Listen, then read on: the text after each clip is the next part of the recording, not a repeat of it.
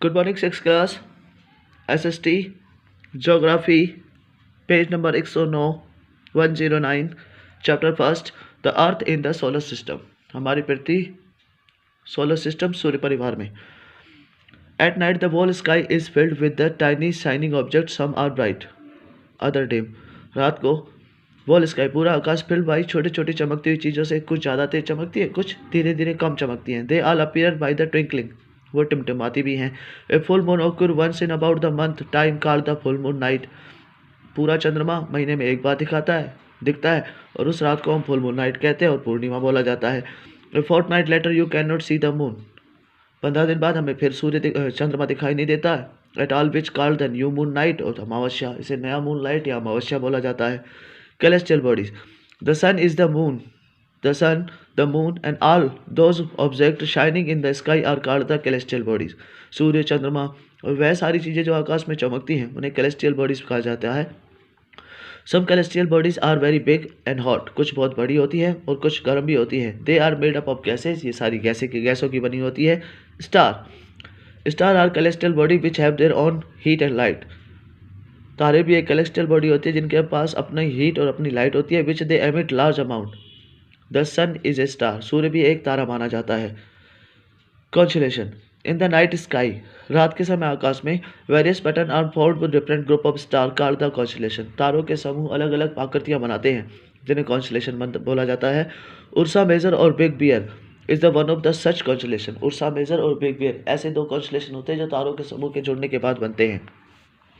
One of the most easy recognizable constellation is the सप्तऋषि.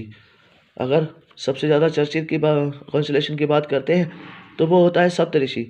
सप्त 7, ऋषि मतलब सागेस यानी कि मुनि, ऋषि मुनि.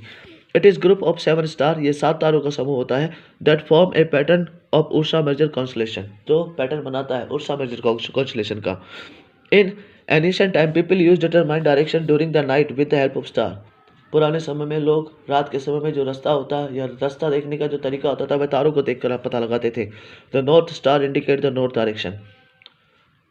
उत्तरी तारा, जिसे ध्रुव तारा बोला जाता है, वह हमेशा उत्तर दिशा में होता है. It is also called the pole star. इसे पोल स्टार भी बोलते हैं. It is always remain in the same position in the sky. यह हमेशा उसी जगह पर रहता है जहाँ पर यह हमेशा पाया जाता है. Planet. Planet are celestial body that do not have their own heat and light.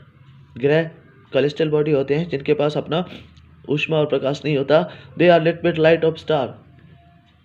They are lit by the light of star. ये तारों की रोशनी से चमकते हैं.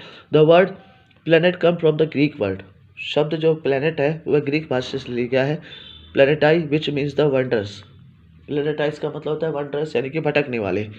The earth on which we live a planet. हम जिस पृथ्वी पर रहते हैं वह भी एक प्लैनेट है. It gets its heat and light from the sun. यह अपनी ऊष्मा और रोशनी सूर्य से प्राप्त करती है. The moon that we see in the sky is a satellite. चंद्रमा जो हमें आकाश में दिखाई देता है वह सैटेलाइट उपग्रह माना जाता है. It is a companion of our earth and move around us. यह हमारी पृथ्वी का समतुल्य माना जाता है और हमारे चारों तरफ घूमता रहता है. Like our earth there are 7 other planet that get heat and light from the sun.